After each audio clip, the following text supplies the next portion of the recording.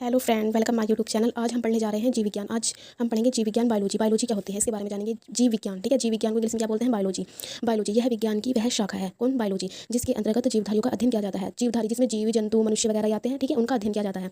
Biology, ठीक है, ये दो वर्डों में बटा हुआ बायो। बायो का अर्थ क्या होता है? जीवन, जीवन, लाइफ, ठीक है, जो लाइफ रहती है जैसे जीव जंतु की, किसी का भी जीवन रहता है। और लोगोस का अर्थ होता है अध्ययन, अध्ययन करना, ठीक है, स्टडी, अर्थात जीवन का अध्ययन ही बायोलॉजी कहलाता है। अब हमारा क्या है, इसको मिला के क्या हो जाएगा? बायोलॉजी को मिलाकर हो जाएगा जीवन का अध्ययन ही क्या कहलाता है? बायोलॉजी। जीव विज्ञान, ठीक है, जीव विज्ञान शब्द है। जीव विज्ञान शब्द, इसका प्रयोग किसने किया था? सर्वप्रथम लैमार्कवाद, एक वैज्ञानिक है लैमार्कवाद, उन्होंने किया था। जो किससे रिलेटिव है? वो फ्रांस से है, फ्रांस से है। एवं ट्रेविरेनेस, ये जर्मनी के हैं, नामक वैज्ञानिकों ने 1801 में किया, ठीक है। जीव विज्ञान जो शब्द है, इसका प्रयोग दो वैज्ञानिकों ने किया था। किसने किया था? लैमार्कवाद ने किया था और ट्रेविरेनेस जर्मनी नामक वैज्ञानिक ने किया था। अब कुछ जीव विज्ञान की जो मोस्ट इंपॉर्टेंट ये जो आती है पेपर में आती है, जीव विज्ञान की कुछ शाखाएं देखेंगे हम, क्या क्या शाखाएं होती है। देखो, एपीकल्चर, एपीकल्चर में किसका अध्ययन किया जाता है? मधुमक्खी पालन का अध्ययन, जो मधुमक्खी पालन होता है उनका अध्ययन किया जाता है किसमें? एपीकल्चर में। सेरिकल्चर, सेरिकल्चर में क्या होता है? रेशम कीट पालन, जो रेशम कीट का पालन होता है उसका अध्ययन किया जाता है। पीसीकल्चर, मत्स्य पालन का अध्ययन, जैसे मछली वगैरह रहती है इनके पालन का अध्ययन किया जाता है। माइकोलॉजी, माइकोलॉजी के अंदर किसका अध्ययन किया जाता है? कवक, ठीक है, कवक का अध्ययन किया जाता है। फाइकोलॉजी, फाइकोलॉजी में शैवाल, शैवाल का अध्ययन किया जाता है, शैवालों का, ठीक है। एंथोलॉजी, एंथोलॉजी क्या होती है? इसमें पुष्पों का है ना अध्ययन किया जाता है, पुष्प फूलों का। पोमोलॉजी, पोमोलॉजी देखो मिलता जुलता है, पोमो, पोमो मतलब फलों, फलों का अध्ययन। ऑर्थोनोलॉजी, ऑर्थोनोलॉजी में किसका किया जाएगा? पक्षियों का अध्ययन। इक्थियोलॉजी, इक्थियोलॉजी में किसका किया जाएगा? मछलियों का अध्ययन।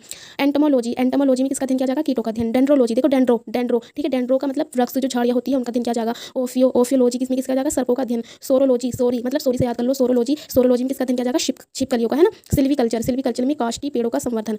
और हॉर्टिकल्चर में क्या जाएगा? उद्यान विज्ञान। और फ्लोरी, देखो फ्लोरी भी मिलता जुलता है, फ्लोरी मतलब फूल, फूलों की खेती, ठीक है, फ्लोरिकल्चर में।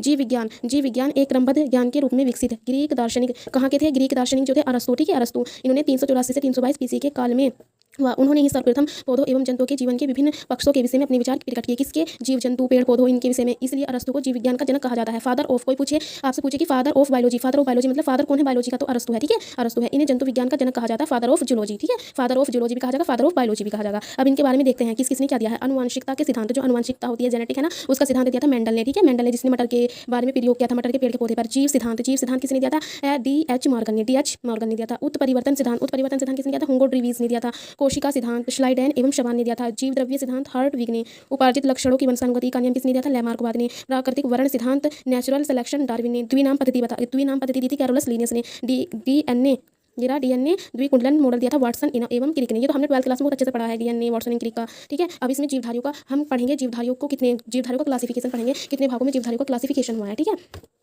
जीवधारियों का क्लासिफिकेशन फाइव स्टेज में हुआ, ठीक है। ये देखेंगे परंपरागत द्विनाम वर्गीकरण का सिद्धांत,